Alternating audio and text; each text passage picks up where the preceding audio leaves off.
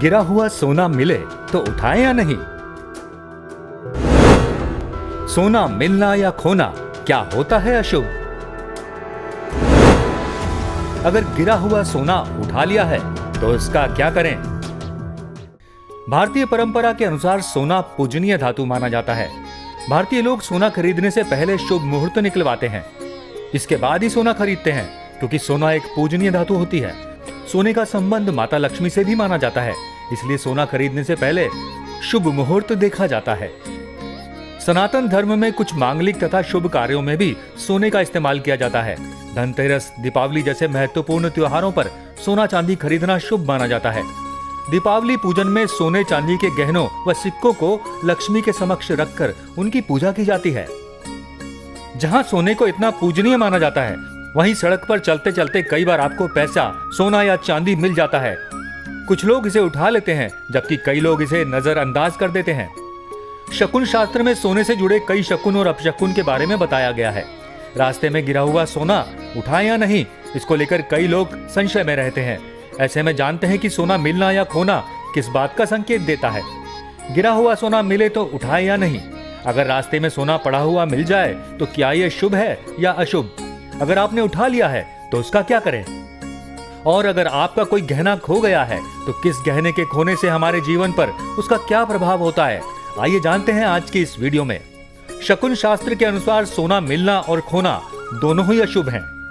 आइए पहले आपको बताते हैं कि कौन से गहने के खोने पर हमारे जीवन पर क्या प्रभाव पड़ता है। अगर नाक की नथ या लौंग गुम हो जाती है तो यह अपशगुन माना जाता है। ऐसे में अपमान का सामना भी करना पड़ सकता है। किसी महिला का टीका खो जाना अपशगुन है। ये इस बात का संकेत देता है कि कोई बुरी खबर मिलने वाली है। सोने का गहना गुम हो जाना अपशगुन है। इससे सामाजिक प्रतिष्ठा धूमिल होती है, साथ ही किसी दुर्घटना का भी खतरा बना रहता है।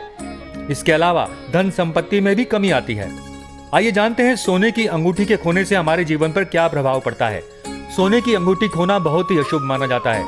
अगर आपकी कोई सोने की अंगूठी खो जाती है तो आपको सेहत संबंधी परेशानी हो सकती है। दाएं पांव की पायल खोने को सामाजिक प्रतिष्ठा से जोड़कर देखा जाता है, जबकि बाएं पांव की पायल खोना यात्रा में दुर्घटना की ओर संकेत करता है। नाक या कान के गहने का खोना भविष्य में कुछ बुरा होने के संकेत देता है। वहीं अगर नाक की नथ खोती है तो व्यक्ति को अपमान का सामना करना पड़ सकता है।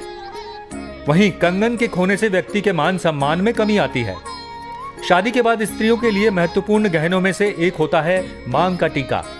पश्चिमी भारत के राज्य राजस्थान में यह सबसे महत्वपूर्ण आभूषण है, जो हर विवाहित स्त्री को पहनना ही होता है। एस्ट्रोलॉजी के अनुसार यदि मांग का टीका खो जाए, यह मानसिक तनाव को बढ़ाता है।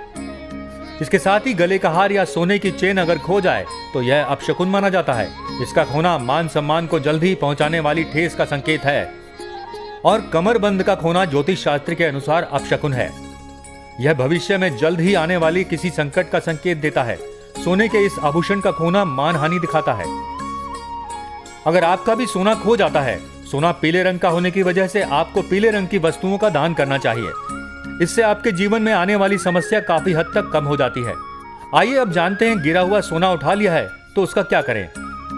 रास्ते पर पड़े सोने को घर पर लाने से बृहस्पति देव के बुरे प्रभाव पड़ने शुरू हो जाते हैं और इसके कारण आपके जीवन में बाधाएं आनी शुरू हो जाती हैं।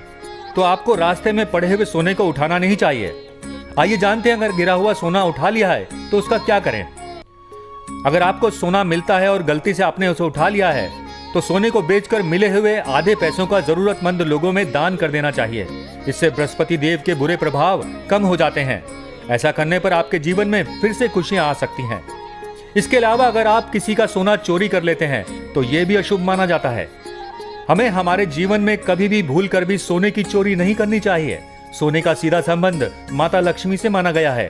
अगर आप सोने की चोरी करते हैं तो माता लक्ष्मी आप पर नाराज हो सकती है और आपके पास जो भी धन संपदा है वह भी समाप्त होने लगती है। दोस्तों, तो आज की वीडियो में बस इतना ही। मिलेंगे अगली वीडियो में एक नई जानकारी के साथ। तब तक के लिए नमस्कार।